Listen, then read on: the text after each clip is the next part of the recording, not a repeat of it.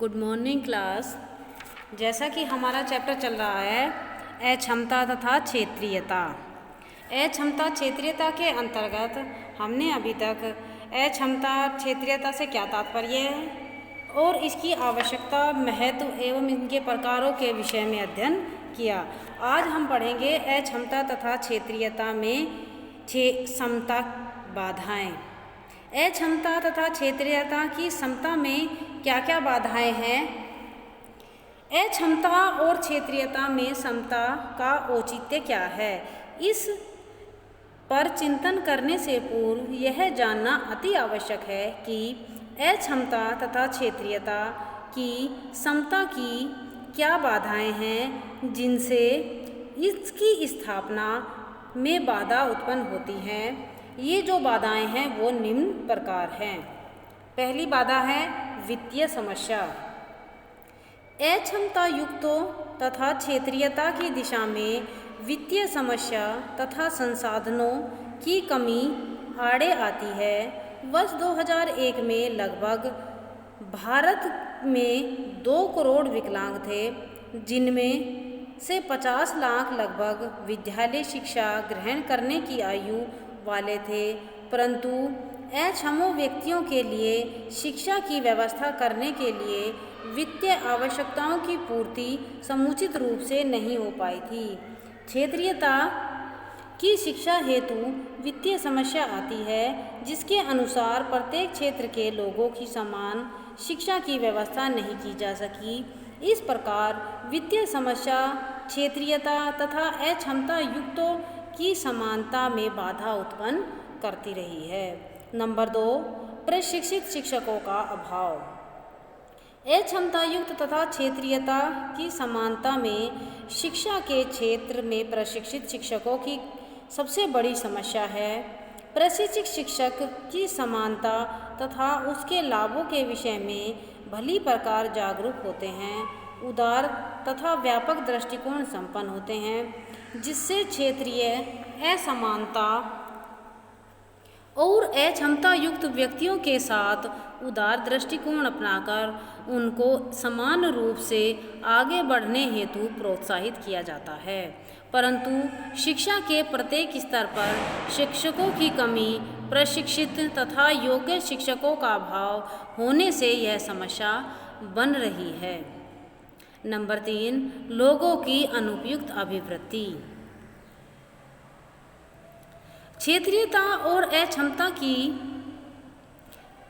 समता में एक सबसे बड़ी समस्या है लोगों में व्याप्त अनुपयुक्त अभिवृत्ति। ग्रामीण वासियों, पहाड़ी क्षेत्रों इत्यादि में निवास करने वालों को शहरी तथा मैदानी क्षेत्रों के व्यक्ति स्वयं से ही हीन तथा निम्नतर मानते हैं।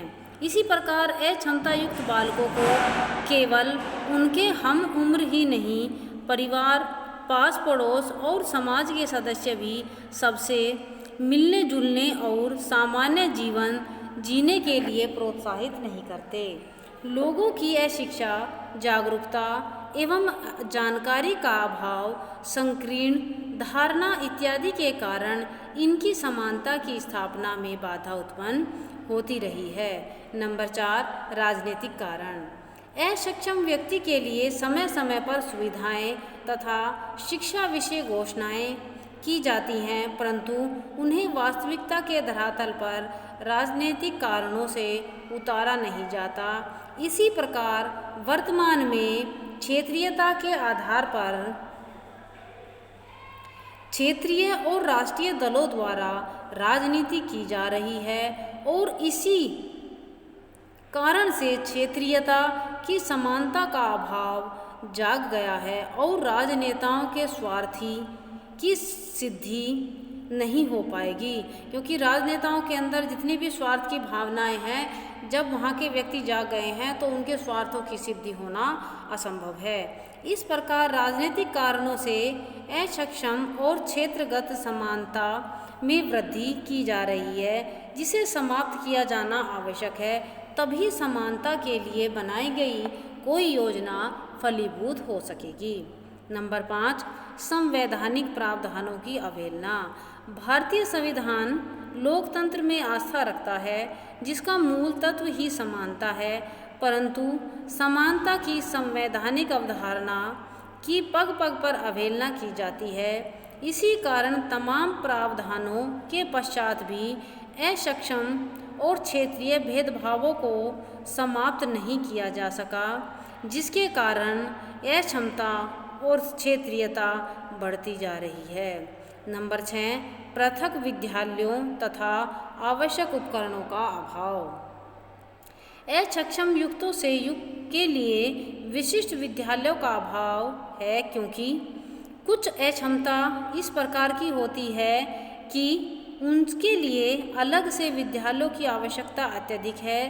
क्षेत्रीयता की शिक्षा हेतु भी आवश्यक उपकरणों का अभाव है, जिसके द्वारा क्षेत्रीय समानता का भाव बल हृदय पर अंकित किया जा सके। विद्यालयों में उदार पाठ्यक्रम, गतिशील शिक्षण विधियाँ, नवाचारों, भ्रमण इत्यादि के द्वारा क्षेत्रीयता की भावना को दूर किया जा सकता है। इस प्रकार अक्षमता और क्षेत्रगत भेदभावों की समाप्ति में पृथक विद्यालयों का समुचित उपकरण का अभाव भी बाधक होता है। इस प्रकार से अक्षमता तथा क्षेत्रीयता की समानता में बाधाएं उत्पन्न करने वाले जो बाधक तत्व थे, आज हमने उस विषय पर चर्चा की है। अब हमारा नेक्स्ट टॉपिक होगा अक्षमता तथा क्षेत्रीयता की समता का औचित्य।